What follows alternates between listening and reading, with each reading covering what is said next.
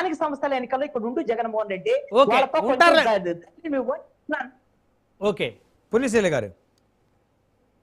Sir, మా నాయకుడి మాట మాకు శాసనం.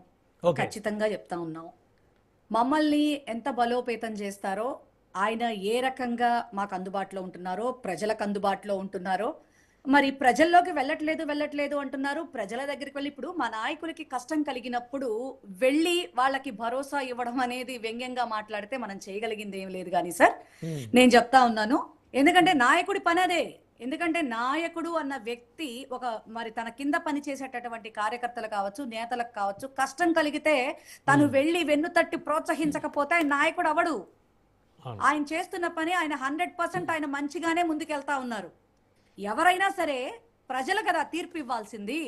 ఎవరైనా మనకున్నటువంటి ఊహ, మన చదువు, మన సంస్కారాన్ని బట్టి గవర్నమెంట్ ఇలా ఉంటే బాగుంటుంది, ఇలా ఉంటే బాగుంటుంది అని చెప్పడంలో తప్పు లేదు సార్. నేను చెప్పేది అది. ఇప్పుడు విశ్లేషకులు అన్న వాళ్ళు ఇప్పుడు వారు చెప్పినట్టుగా ఆయన పవన్ కళ్యాణ్ గారిని విమర్శిస్తారు, చంద్రబాబు నాయుడు గారిని విమర్శిస్తారు, జగన్మోహన్ అందరినీ విమర్శిస్తారు. కానీ ఒక 10% ఎక్కువ విమర్శిస్తారు జగన్మోహన్ రెడ్డి. వచ్చిన బాధ అది.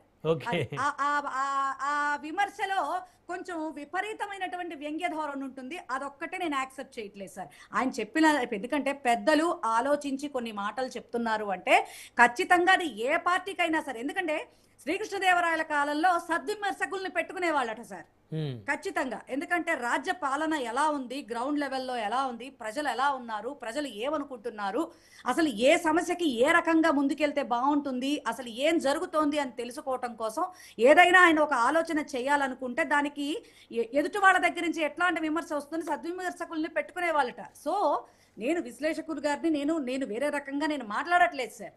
కాకపోతే కొంత సిచ్యువేషన్ మనం డిస్కషన్స్ లోకి ముందుకెళ్ళేటప్పుడు కొంచెం అది పక్కకెళ్తోంది అనేది మాత్రమే నేను చెప్తా ఉన్నా. ఖచ్చితంగా సార్, ఎందుకంటే ఎవరికైనా సరే, ఎందుకంటే ఇప్పటికీ చంద్రబాబు నాయుడు గారు 40 ఏళ్ల ఇండస్ట్రీ అయినా కూడా మరి ఆయన ఇప్పటి వరకు కూడా అంత గొప్ప ఇండస్ట్రీ, అంత గొప్ప విజనరీ అయితే కంటిన్యూగా గెలవాలిగా సార్. మరి ఒక చిన్న మరి రాజశేఖర్ రెడ్డి గారి బిడ్డ మరి నా ముందెంత అని మాట్లాడతారు కదా చంద్రబాబు నాయుడు గారు. మరి అటువంటి వ్యక్తి చేతుల్లో మరి ఆయన ఓడిపోయారు కదా. మూడు ఎన్నికలు జరిగాయి. రాజశేఖర రెడ్డి గారి కుమారుడు జగన్మోహన్ రెడ్డి గారికి, చంద్రబాబు గారికి మధ్య హోరాహోరీగా 3 ఎన్నికల్లో 2014 గెలిచారు చంద్రబాబు గారు, 2024 గెలిచారు. ఒక్క 2019 మాత్రం జగన్మోహన్ రెడ్డి గారు గెలిచారు. సార్ నేను ఒక మాట అయితే చెప్తా ఉన్నాను సార్, ఖచ్చితంగా చంద్రబాబు నాయుడు గారిని, ఎందుకంటే ఇది ఇప్పుడు ఎవరైనా ఈ రాష్ట్రంలో రాజ్యాంగ ప్రకారంగా ఎవరి గురించి అయినా మాట్లాడే హక్కు ఉంది అని చెప్తున్నారు కాబట్టి ఒక పార్టీకి సంబంధించినటువంటి వ్యక్తిగా కాకుండా నేను మామూలుగా చెప్తా ఉన్నాను సార్. ఒక ఈ దేశ పౌరురాలిగా, ఈ రాష్ట్ర పౌరురాలిగా చెప్తా ఉన్నా. చంద్రబాబు నాయుడు గారిని ఎవరి దగ్గరికి వెళ్ళి ఇతర కండువాలు మెళ్లల్లో వేసుకోకుండా జగన్మోహన్ రెడ్డితో సింగిల్ గా ఫైట్ చేయమని చెప్పండి, దమ్ముంటే చూసుకుందాం అప్పుడు. ఓకేనా సార్? మాకంటూ 40% షేర్ ఉంది. జగన్మోహన్ రెడ్డి గారికి నాకు అర్థం కాని విషయం ఏంటంటే సార్, ఇప్పుడు 40 ఏళ్ల ఇండస్ట్రీ ఏదైనా ఒకటి చెయ్యాలి అంటే 5 సంవత్సరాల సమయం సరిపోదు, ఒక 20 ఏళ్ళు ఉండాలి, ఒక 25 ఏళ్ళు ఉండాలి అని మాట్లాడుతున్నారు. 5 ఏళ్ల పాలన చేసినటువంటి జగన్మోహన్ రెడ్డి గారిని ఎందుకు సార్ ఇన్ని మాటలు మాట్లాడుతా ఉన్నారు? అంటే అంత అద్భుతంగా పరిపాలన చేస్తే 11 స్థానాలకే ఎందుకు పరిమితం అయిపోతారు అనేది కృష్ణాని గారు అడిగింది. జగన్ గారు నిజంగా మీరు చెప్పినంత అద్భుతంగా పరిపాలన చేస్తే ప్రజలు కనీసం వారికి ప్రతిపక్ష హోదాన్ని ఇచ్చేవారు కదా, అవకాశం కూడా ఇవ్వలేదంటే ప్రజలు పూర్తిగా వారిని తిరస్కరించారు కదా అని వారు అన్నారు. సార్ ఒక్క మాట చెబుతా ఉన్నాను సార్, 49 లక్షల ఓట్లు ఏ రకంగా యాడ్ అయినాయో ఈ రోజుకి పరకాల ప్రభాకర్ గారు 2024 ఎలక్షన్స్ రాజ్యాంగబద్ధంగా జరగలేదు అని ఎందుకు స్టేట్మెంట్లు ఇస్తా ఉన్నారో ఆంధ్ర రాష్ట్ర ప్రజలందరూ కూడా ఈ రోజుకి మనం జగన్మోహన్ రెడ్డి గారికి ఓటేస్తా ఓటేమైపోయిందని మరి రాష్ట్ర వ్యాప్తంగా అన్ని చోట్ల కూడా ఏ రకంగా మాట్లాడుకుంటున్నారో, మరి ఓటేసిన టైంకి ఉన్న ఛార్జింగ్ టైము, అలాగే మళ్ళీ కౌంట్ చేసే టైంకి వచ్చేటప్పటికి ఛార్జింగ్ టైంకి వేరియేషన్స్ ఏ రకంగా ఉన్నాయో ఇవన్నీ కూడా సార్ మనం మాట్లాడుకోవటం అనేది అనవసరం గానీ సార్, రాజకీయంలో గెలుపోటములు సహజం. మేమైతే సింగిల్ గా పోటీ చేసేటటువంటి దమ్ము మాకుంది.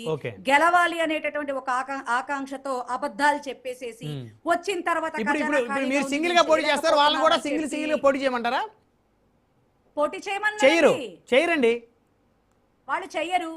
చెయ్యకుండానే మేము కూడా మా సత్తా ఏంటో 29 చూపిస్తాం. అసలు ఇంకో మజా కూడా చెప్తా ఉన్నాను సార్. ఇప్పటి వరకు కూడా కూటమిగా ఉండి మేము గెలుస్తున్నాం అన్నారు కదా, 29లో వీళ్ళు కూటమిగానే ఉండాలా, మేము సింగిల్ గానే పోటీ చేస్తాం, అప్పుడు మేము గెలిచి చూపిస్తే కదా అసలైనటువంటి మజా. 24లో కూడా ఇదే అన్నారు మీ పార్టీ, 24లో కూడా ఇలాగే అన్నారు సార్. ఏం సార్ 24 ఎలక్షన్ లో కూడా ఇలాగే అన్నారు మేడం?